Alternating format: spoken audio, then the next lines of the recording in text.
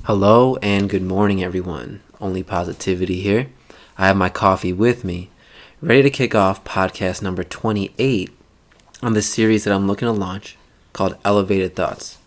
Now, before diving into the book and everything like that, let's go ahead and start with a level set. So, as I endeavor upon pursuing knowledge and life experience in this next phase of life through fitness, photography, traveling, many more things, one habit that I've really formed is reading. So this podcast essentially goes through some of the books I've been reading as of late, taking those lessons learned and applying them to experiences in my life. So before we go into the book for today, let's go and start with today's story.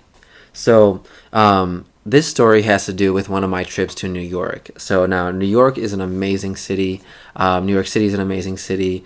Whenever I go there, we have a blast. It's always memories. Times Square, Central Park, the food, everything is great in New York, and I love visiting. So, we're out there a couple years ago, visiting a couple buddies, and we're pre-gaming at my friend's place, and we're ready to go out for the night. Now, my fiance's there with me, my buddy's there with me, his girlfriend's there, and a couple of her roommates and her friends are there as well.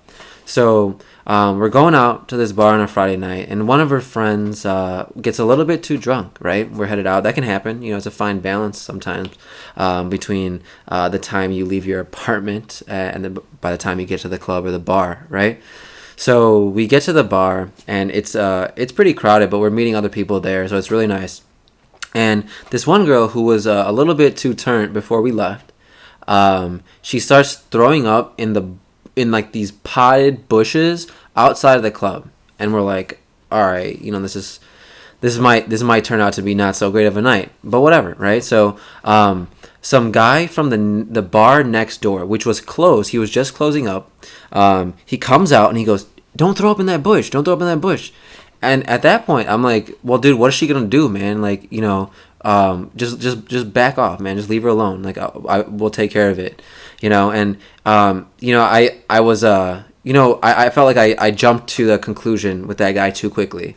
But he was really nice, And he goes, no, man. She can come into the bathroom of my bar and throw up there, right? Don't throw up on the street, man. Let her clean up, and whatnot. And I was like, what? I was like, dude, that's actually really nice of you, man. We appreciate that. So he lets us into his bar, right? After it's closed, and he lets her throw up in the bathroom.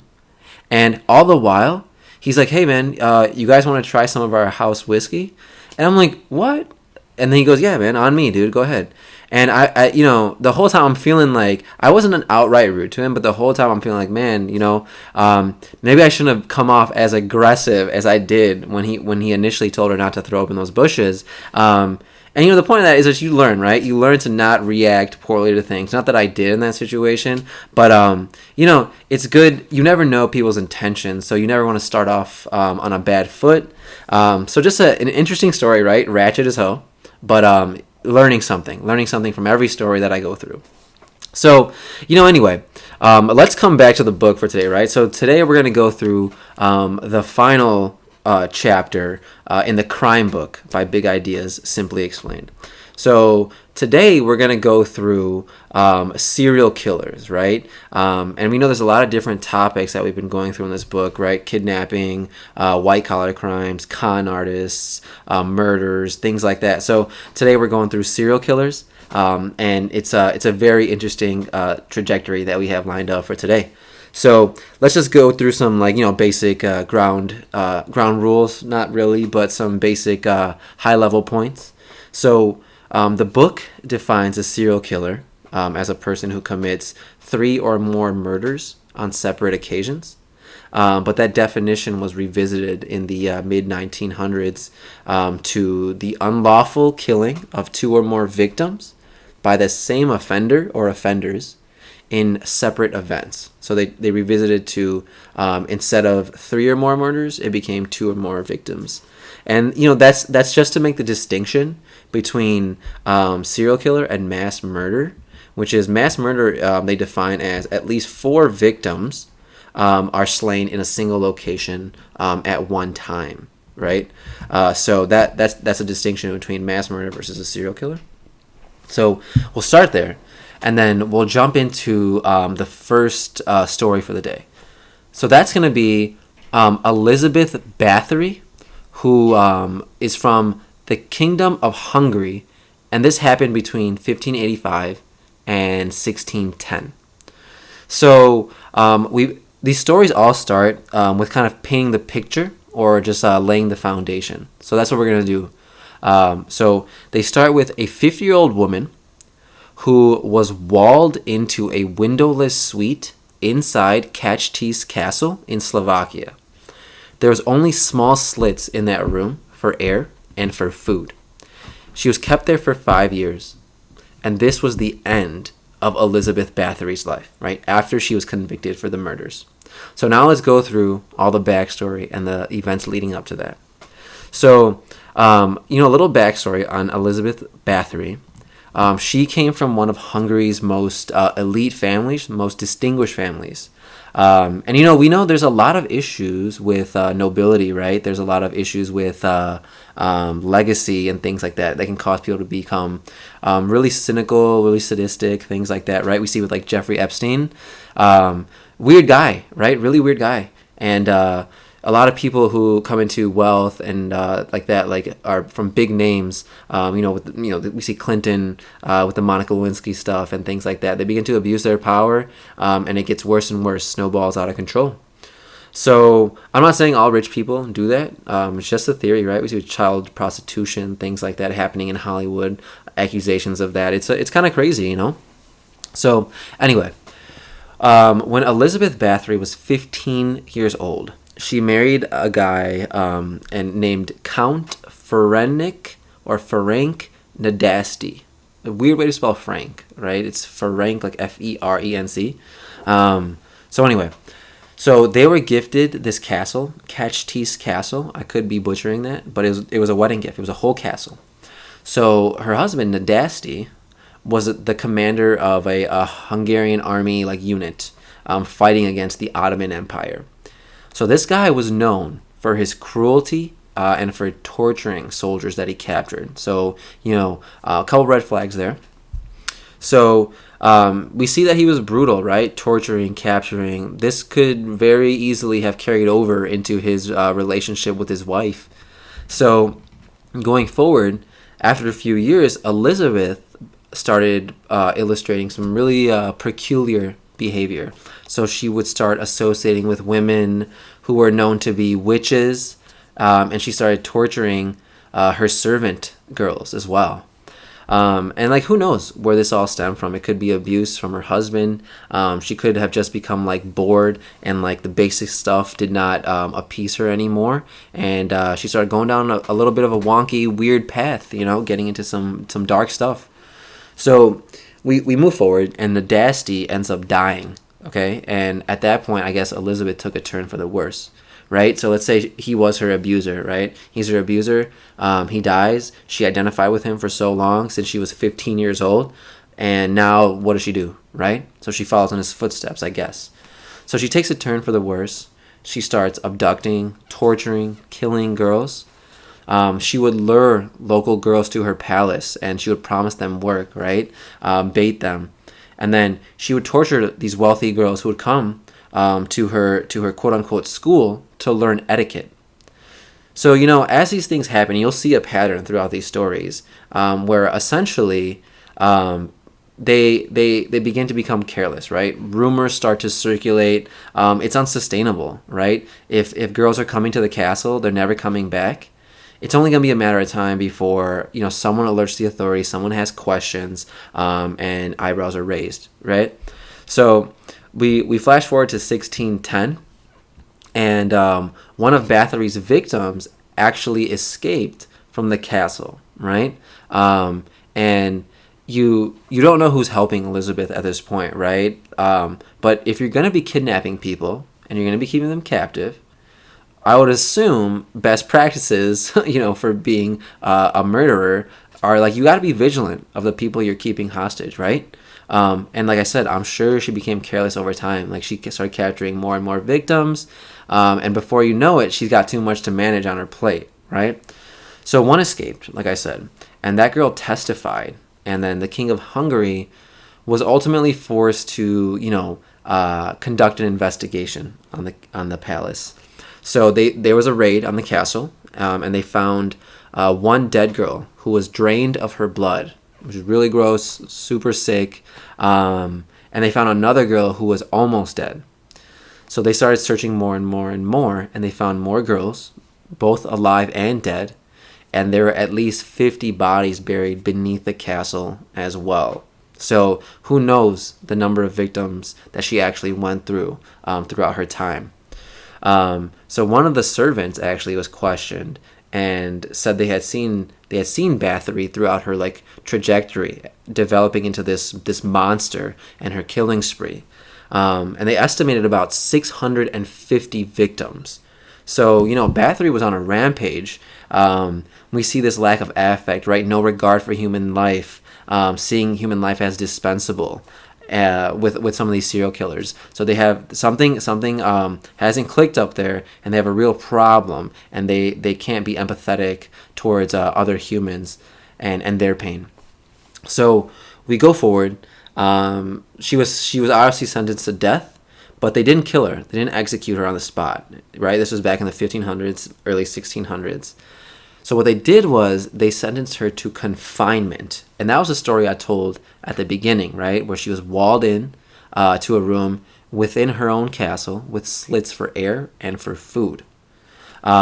So they say the only redeeming point of Bathory at this point is that she may have been framed by another ruling emperor or another wealthy family, and that's the only thing that could possibly redeem her, right? But all in all, if the evidence is true, that's completely disgusting, super sick. So she could have been framed by her own children, the book says. And that's the only way that she gets out of this, right? That's the only way she saves face in the situation. But like I said, if it's true, completely disgusting. And who knows where all this stems from. So that wraps up Elizabeth Bathory from Hungary, late 1500s to early 1600s. And we'll wrap that up. So we move on to our next story here that has to do with Harvey Glattman.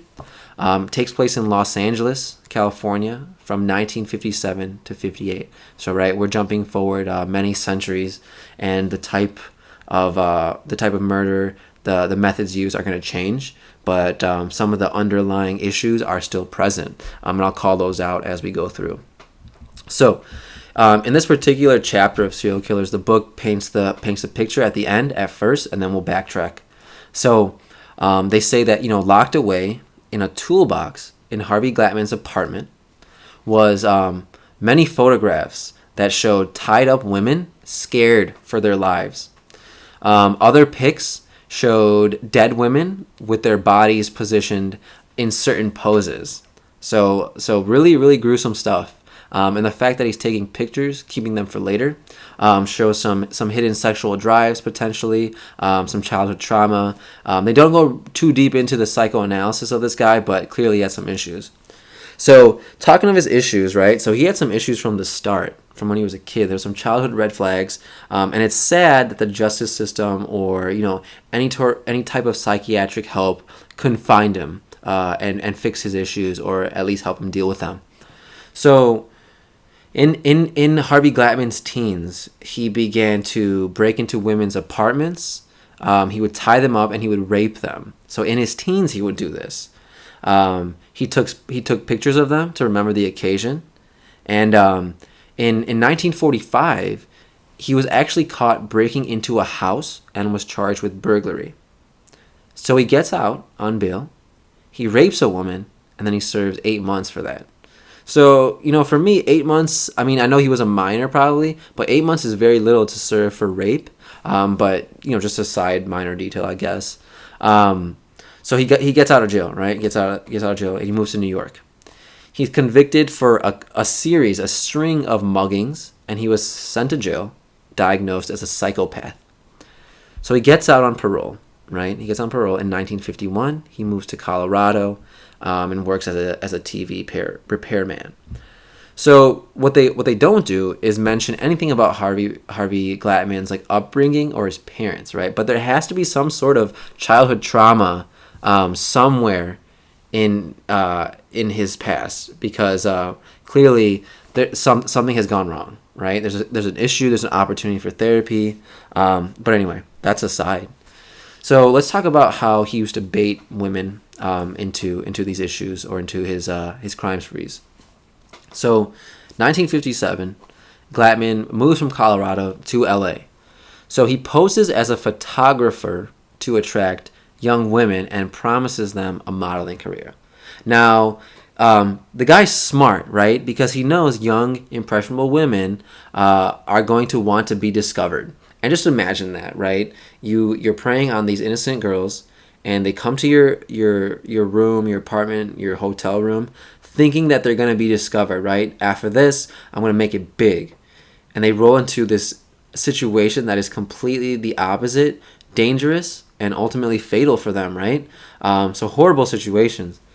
So, amongst a lot of women, he lures two ladies to his hotel room. He binds them, he sexually assaults them, and then he photographs them. He then strangles them, photographs their dead bodies, and he dumps and buries them in the desert. So like I'm saying, we look with Elizabeth Bathory, right? No regard for human life, and that ability to just shut off your emotions, right? Affect is gone, no type of remorse for what you've done. And even in the pictures that they show in this book, you can tell the guy doesn't have any type of remorse for anything he's done. I don't want to jump to a conclusion like that, but his facial expression is very telling. So anyway, we flash forward to 1958. Glatman's caught red-handed, right? So he didn't really have a problem being conspicuous, right? Like he didn't care. He was just chasing that drive, chasing that high. So he's caught red-handed by a cop, and he's trying to abduct a woman. So the officer pulls over, and he sees Glatman aiming a pistol at the woman, and he's trying to tie her up. So obviously he's arrested at that point, and then he knew it's only a matter of time before investigators would find the remaining photos of the women that he's fucked with in his apartment. So he ultimately leads the police to this toolbox containing the photos of the victims, right? And that's interesting that who knows, he might have been confident about it. He might have been, proud of it, and led them right to it. So he was sentenced to death, and he was executed in 1959 in a gas chamber, which I'll be honest, I did not know that was a form of the death penalty back then, right? I either thought there was a chair or death by lethal injection, but a gas chamber is like some real Holocaust shit, man. Like that's kind of that's kind of morbid to think about. But death, I guess either the lethal injection or electric chair is also morbid, so I don't know. But anyway, so he dies by gas chamber. And then let's talk about the takeaways from that situation, right? So Harvey Glatman kept souvenirs of his victim. That's what those pictures were. And it really led to a change in the way that serial killers were investigated. Okay, so the FBI funded a program to study the behavior of serial killers, right? Like you've seen Mindhunter, right? That's a great show that really illustrates how the FBI has improved.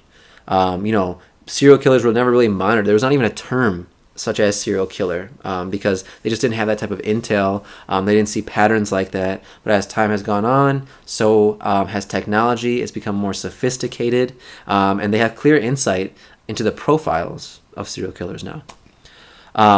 So we talk about those souvenirs, revisiting that point. Serial killers will keep souvenirs as trophies, and they'll try to revisit the pleasure of the murder through those souvenirs. They're definitely acting on some twisted impulses, but it's kind of a similar impulse to it's kind of a similar impulse to the way people who collect baseball cards behave, right? But there's also, which is really gross, there's also a huge market for murderabilia, right? So clothes worn by murderers when they commit their crimes, weapons used, letters from jail, Yeah, so it's very interesting, and I'm sorry about that beep. I think I just got an Amazon package, but yeah, there's a very interesting market for these murderabilia items, and even like with the Hitler diaries that we talked about with con artists, somebody wanted to buy that, right, for millions of dollars. People want to buy the memoirs of Hitler, which is very interesting. I mean, I guess I could see the novelty in it, but I don't know. I guess I would. I don't know if I would want that. Right? It might be cool to get inside the mind of Hitler, but definitely not something that I would pay a lot of money for, to be honest. So, anyway, so we'll move forward. We'll move forward to our final story in the serial killer stories that I've selected. Right? So that was wrapping up Harvey Glatman in L.A. from I believe 1956 through like 1958. So we move forward to our last story for today, which is Ian Brady and Myra Hindley. Took place 1963 to 1965 in Saddleworth Moor, Manchester, so near Manchester in the United Kingdom. Excuse me. So, like we said, they're painting the picture here. So it's July 12th, 1963. 16-year-old Pauline Reed, she was headed to a formal near Manchester, so she was headed to a dance. So Myra Hindley pulls over in her car. She convinces Pauline to get in, and then Hindley, who was 21, right, which is a very young age for someone to start committing murder, right? So she drives Pauline to a rural area nearby. All the while, Ian Brady, Myra Hindley's boyfriend, is following the car behind with his motorcycle. So Brady rapes this girl, he tortures her, and then he sexually abuses her. And then he slits her throat and buries her in Saddleworth Moor. So some gruesome details to start off the story. So Pauline was the couple's first victim. So between the 2 years, the 2 years of 1963 and 65, Ian Brady and Myra Hindley torture and sexually abuse at least 4 more victims, and they become known as the Moors murders. So a little background here, right? Let's go into it. So Ian Brady and Myra Hindley met when they were young. So Myra was 18, Ian was 22. And like one thing I'll say is like when you're that age, and especially a girl, I don't know if that's sexist to say or not. If an older guy's giving you attention, I can see how one would be very easily manipulated by that, right? So we see further information coming to light here where Myra was regularly beaten and dominated by Ian. So she becomes obsessed with him. And, they don't go into any backstory on how they found out that information. I'm sure they asked her. But who knows? I'm sure there was some abuse somewhere along the way because this is some very, very extreme behavior that we're seeing. So, for Myra to please Ian, she would bring vulnerable children to him, which is weird, right? Very weird. And then he would sexually assault her, the kids, sexually abuse them, and then strangle them. So, I don't know what type of like daddy issues or complex this guy had. And I don't want to be insensitive about them, right? But he seemed really disturbed, right? What type of complex or state of mind do you have to be in?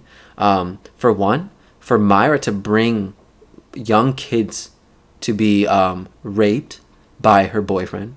And what condition do you have to be in to rape little children, right? Very, very weird. So anyway, after Pauline's kidnapping, the first one I just talked about at the beginning, they abducted a 12-year-old boy named John. So Brady rapes him and strangles him with a string, and which is interesting because Brady's not making a distinction between capturing young girls versus young boys.